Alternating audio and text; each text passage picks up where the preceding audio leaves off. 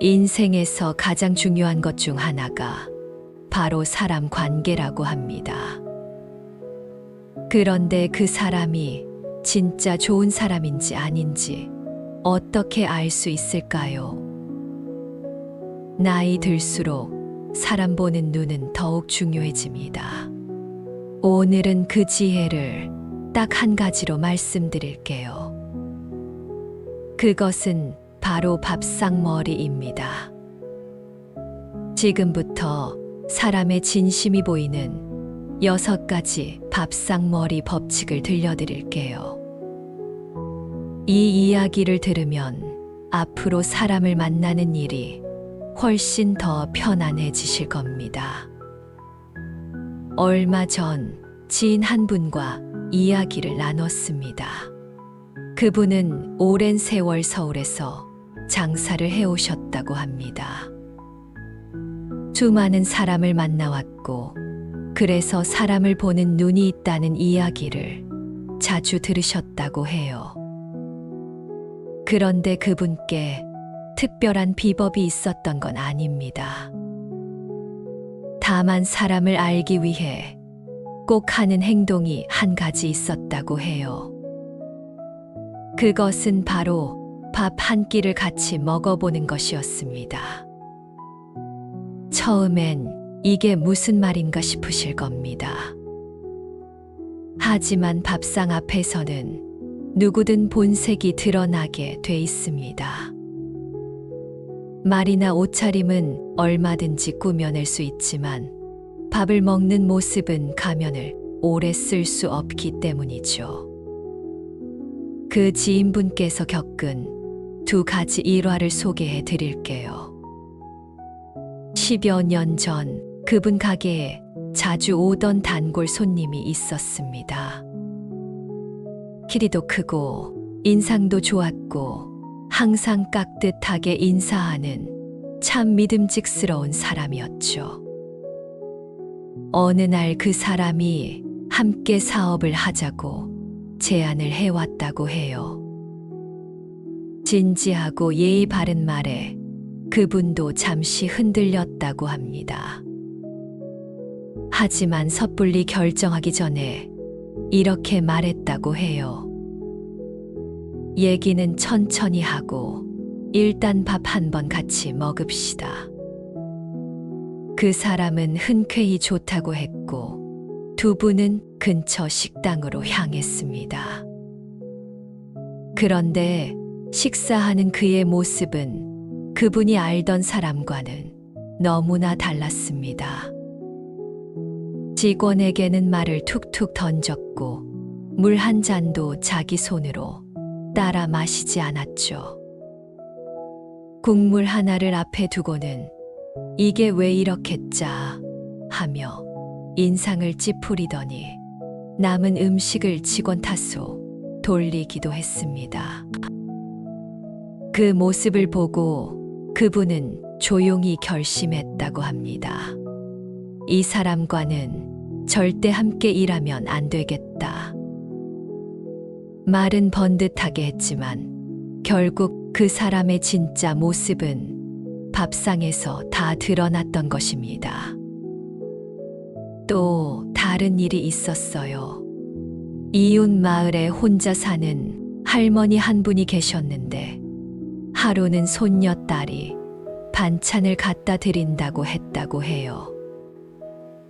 그 지인분께서 같이 가자고 했고 마침 할머니께서도 밥을 준비해 두셨다며 2 사람을 붙잡으셨죠.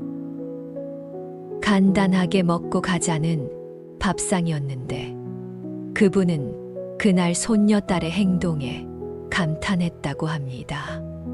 밥을 먹기 전 할머니, 이거 제가 덜어드릴게요.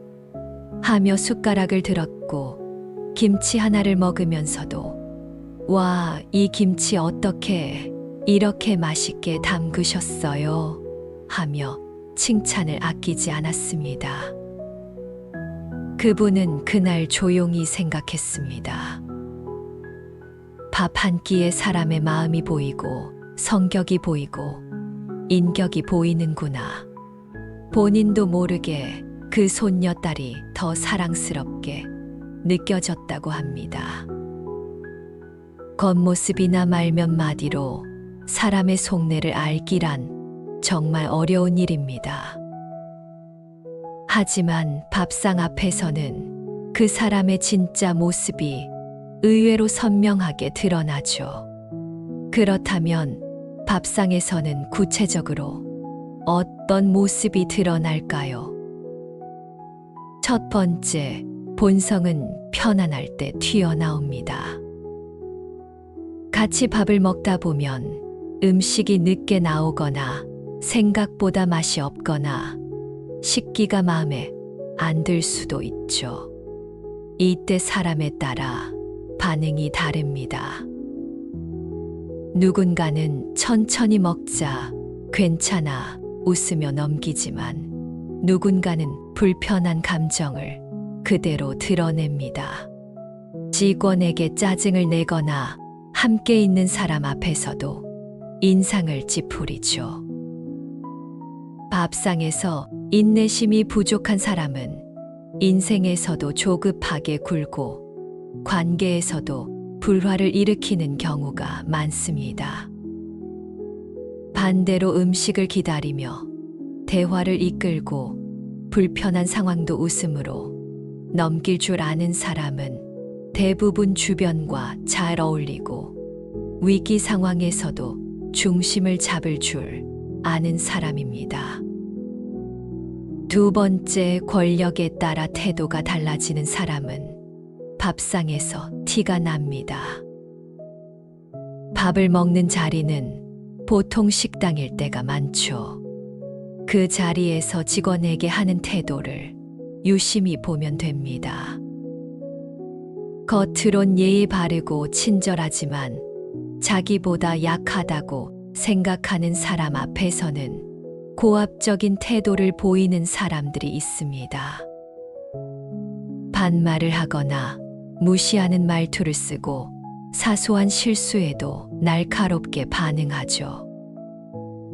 반면 종업원에게도 공손하게 말하고 눈을 마주치며 감사합니다라고 말하는 사람은 진심으로 타인을 존중할 줄 아는 사람입니다. 진정한 인성은 힘없는 사람을 어떻게 대하느냐에 달려 있습니다. 밥상에서 그 차이는 놀라울 만큼 분명히 드러나죠. 세 번째, 작은 행동 속에 큰 인격이 숨어 있습니다.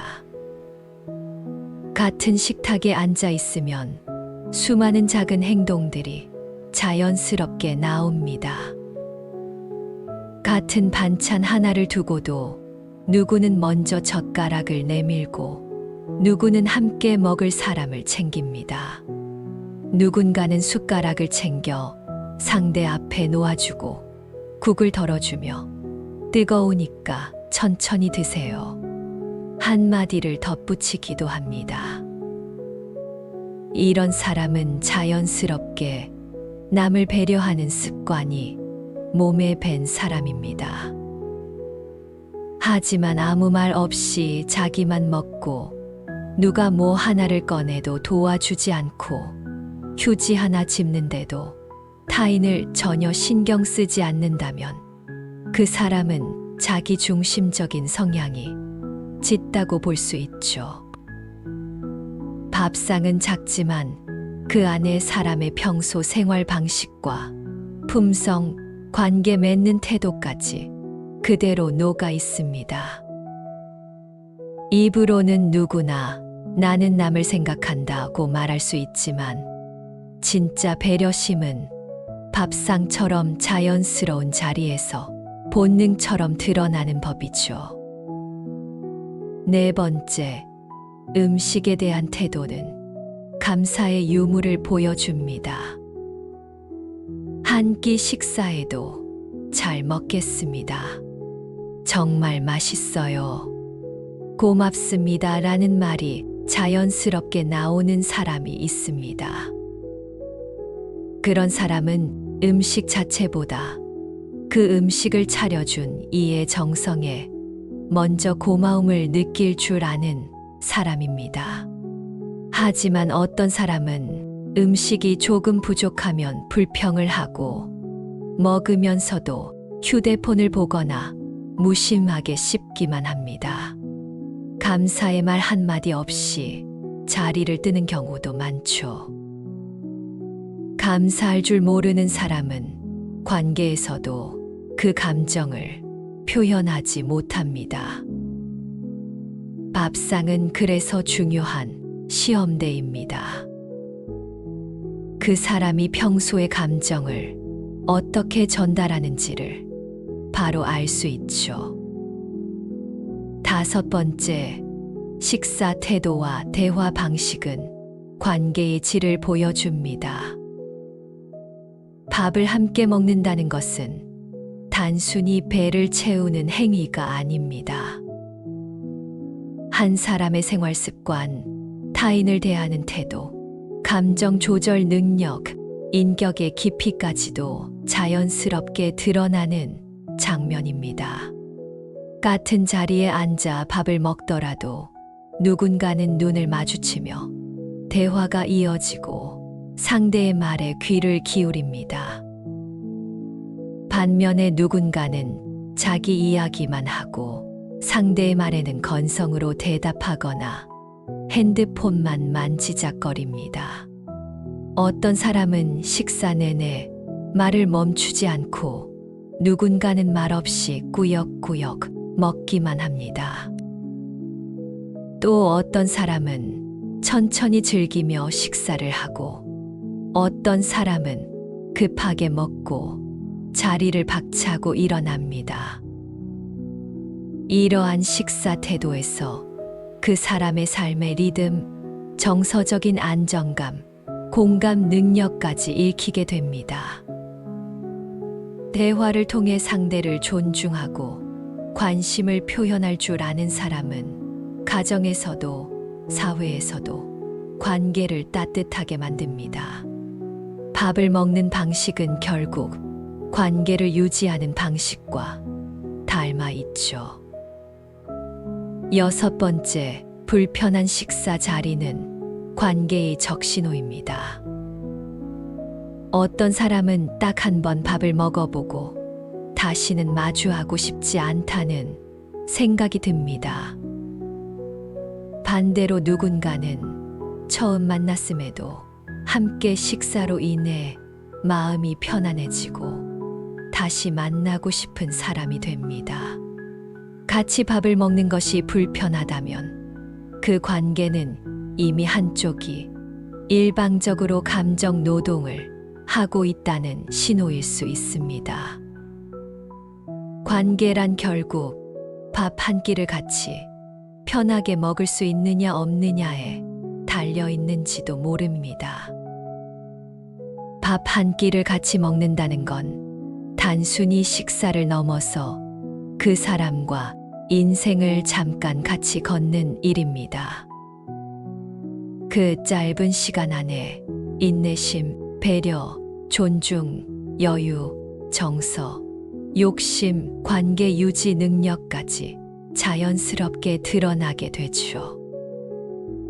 그래서 누군가를 알고 싶다면 너무 많은 말을 듣거나 이력서를 보거나 평가를 내리기 전에 먼저 밥 한 끼를 함께 해보시길 바랍니다. 밥상은 거짓말을 하지 않습니다. 그 사람의 진심은 결국 그 숟가락질 속에서 보이게 되어 있습니다. 자, 여기까지 밥상머리를 통해 사람을 보는 법에 대해 이야기 나눠봤습니다. 지금부터는 밥상이라는 작은 공간을 넘어 인간관계의 본질을 더 깊이 들여다볼게요. 로버트 그린의 책 인간 본성의 법칙에 따르면 우리는 모두 각자의 역할에 맞는 가면을 쓰고 살아갑니다. 사회적으로 보이고 싶은 모습 혹은 감추고 싶은 본질을 숨기 위해 쓰는 가면들이죠. 하지만 특정한 상황이 되면 이런 가면이 벗겨지고 우리의 본 모습이 드러나는 순간들이 있습니다. 가장 흔한 예로 스트레스를 많이 받거나 자신의 콤플렉스가 자극받는 상황에서 사람들은 본능적으로 자신을 방어하려 합니다. 예를 들어 학벌이나 외모에 대한 콤플렉스를 가지고 있는 사람이 비슷한 상황에 놓였을 때 감춰왔던 열등감이 갑작스럽게 폭발하며 예상치 못한 행동을 보이곤 합니다. 이런 순간들은 우리가 인간 본성의 단면을 관찰할 수 있는 흥미로운 기회가 되기도 합니다. 또 다른 예는 자신에게 아쉬울 것이 없는 상황에서의 행동입니다. 식당의 직원이나 주차 관리 요원 혹은 택시 기사님들을 대하는 태도를 보면 그 사람의 진정한 모습을 확인할 수 있습니다. 이런 상황에서 예의와 존중을 보이지 않는 사람이라면 그들의 인간성을 다시 한번 생각해 볼 필요가 있습니다. 이러한 작은 행동들 속에서 우리는 진실된 인간관계를 파악하는 단서를 얻을 수 있죠. 최근에 있었던 일화 하나를 소개해 드릴게요. 한 친구와 오랜만에 만나 점심을 먹기로 했습니다. 메뉴판을 보며 대화를 나누던 중 그 친구가 첫마디로 한 말은 "오늘 내가 맛있는 거 사주는 거지" 였습니다. 단순한 농담일 수도 있겠지만 이런 말에서 그 사람의 기본적인 태도와 가치관을 엿볼 수 있습니다. 매번 먼저 얻어가려는 태도, 조금이라도 손해를 보지 않으려는 모습은 관계를 피곤하게 만들 수밖에 없습니다. 상대방이 느끼는 감정은 결국 그 관계를 지속하는 데 있어 중요한 기준이 되죠. 이러한 관계의 본질을 애덤 그랜트의 책 기브 앤 테이크에서는 세 가지 유형으로 나눕니다. 먼저 주기만 하는 기버, 받기만 하려는 테이커, 그리고 상황에 따라 주고받는 매처가 있죠. 테이커의 행동이 계속되면 주변 사람들은 자연스럽게 경계심을 가지게 되고 이는 결국 인간관계를 좁히고 고립시킬 가능성이 높습니다. 이러한 관계는 결국 사회적 신뢰의 붕괴로 이어질 수 있죠. 그렇다면 우리가 신뢰할 수 없는 사람을 어떻게 구별할 수 있을까요? 업무나 부탁을 맡긴 뒤에도 끊임없이 간섭하고 의심하는 사람은 장기적으로 함께하기 힘든 유형입니다. 이런 행동은 그 사람이 스스로 신뢰를 받아본 적이 없거나 타인을 믿는 방법을 알지 못한다는 것을 보여줍니다. 이는 단순히 업무적인 관계에서뿐만 아니라 일상적인 인간관계에서도 마찬가지입니다. 맡긴다면 믿어야 한다는 기본 원칙이 결여된 사람과는 지속적인 관계를 유지하기 어렵죠. 또한 작은 약속을 반복적으로 어기는 사람도 주의해야 합니다. 이메일 보내드릴게요. 혹은 내일까지 준비하겠습니다. 같은 작은 약속을 자주 어기는 사람은 나를 그다지 중요하게 생각하지 않는다는 신호일 수 있습니다. 작은 약속조차 성실히 지키지 않는 사람과의 관계는 상처로 이어질 가능성이 높습니다. 이런 패턴이 반복된다면 우리는 상대방이 그 관계를 대하는 태도를 냉철히 평가해야 합니다. 상대방의 시간을 존중하지 않고 자신의 필요에 따라 무리한 요구를 하는 사람도 조심해야 하죠. 이러한 태도는 예측 가능성을 무너뜨리고 상대방을 무능력하게 느끼게 만듭니다. 예측 가능성은 신뢰를 유지하는데 중요한 요소로 작용합니다. 시간과 관련된 약속을 지속적으로 무시하거나 자신의 필요만을 강조하는 태도는 관계를 피곤하게 만들 뿐만 아니라 결국 파탄에 이르게 합니다. 그렇다면 우리의 진정한 편이 되어줄 사람은 어떤 특징을 가지고 있을까요? 겉모습이 아닌 나의 본질을 이해하고 실패와 성공의 순간에도 진심으로 공감해 주는 사람입니다. 예를 들어 진급에 실패했을 때 너라면 더 좋은 기회를 만들 거야 라고 격려하는 사람은 진정으로 나를 아끼는 사람일 가능성이 높습니다.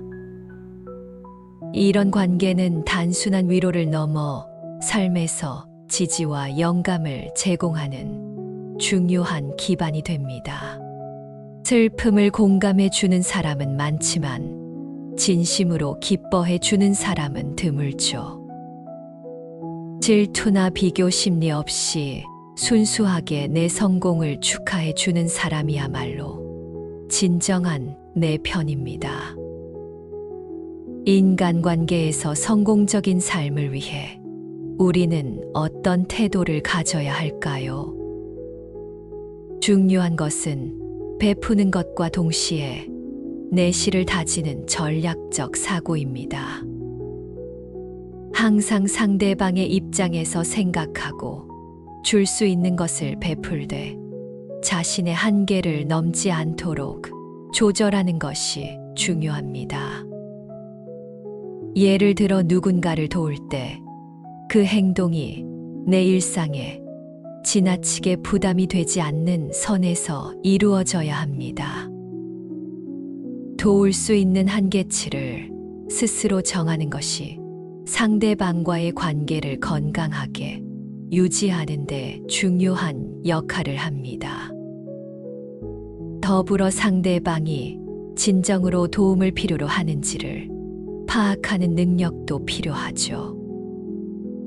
애덤 그랜트는 성공한 기버의 특징으로 스마트함과 전략적인 사고를 꼽습니다. 단순히 퍼주는 기버는 주변 사람들에게 금방 지치거나 이용당하기 쉽습니다.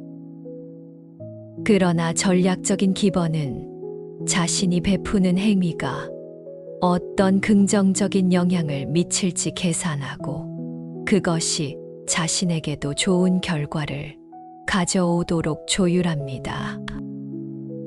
진정한 인맥은 무조건 퍼주는 관계가 아니라 서로에게 긍정적인 영향을 주고받는 균형 잡힌 관계에서 나옵니다.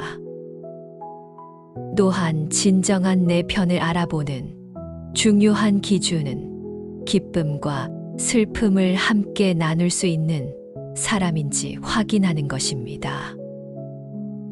슬픔의 순간에 진심으로 위로해주는 사람은 많습니다. 하지만 기쁨의 순간에 진심으로 축하해주는 사람은 드물죠. 질투나 비교 심리 없이 나의 성공을 기뻐해주는 사람은 삶에서 가장 소중한 인연이 될 수 있습니다. 이처럼 인간관계는 우리의 삶에 깊은 영향을 미칩니다. 관계는 단순히 더 많은 사람을 만나는 것이 아니라 소수의 진정한 관계를 맺는 데서 진정한 가치를 발견할 수 있습니다. 또한 관계 속에서 나 자신을 더 잘 이해하고 성장할 기회를 얻을 수 있죠. 건강한 관계는 단순히 스트레스를 줄이는 것을 넘어 삶의 질을 향상시키는 중요한 요소입니다. 인간관계의 본질은 단순히 주고받는 행위를 넘어 서로의 삶에 지속적으로 긍정적인 영향을 미치는 데 있습니다. 건강한 인간관계는 우리의 정서적 안정을 가져다 줄 뿐만 아니라 목표를 향한 동기부여의 원천이 되기도 합니다. 예를 들어 좋은 친구나 동료와의 깊은 대화는 때로 우리가 직면한 어려움을 극복할 수 있는 새로운 시각을 제공합니다. 또한 이러한 관계는 우리가 더욱 생산적이고 창의적으로 삶을 살아가도록 도와줍니다. 한편 관계를 유지함에 있어 가장 중요한 것은 진정성입니다. 가식적인 태도나 허울뿐인 친절은 장기적으로 사람들 사이에 신뢰를 무너뜨릴 뿐입니다. 반대로 진심 어린 말과 행동은 관계의 기반을 다지고 서로를 깊이 이해하는 데 중요한 역할을 합니다. 때로는 솔직한 대화와 갈등 해결의 과정이 관계를 더 단단하게 만들기도 하죠. 오늘의 이야기를 통해 여러분의 인간관계를 돌아볼 수 있는 시간이 되었길 바랍니다. 주변 사람들을 더 깊이 이해하고 건강한 관계를 구축하는데 이 영상이 작은 도움이 되었으면 합니다. 오늘도 함께 해주셔서 감사합니다. 사랑합니다.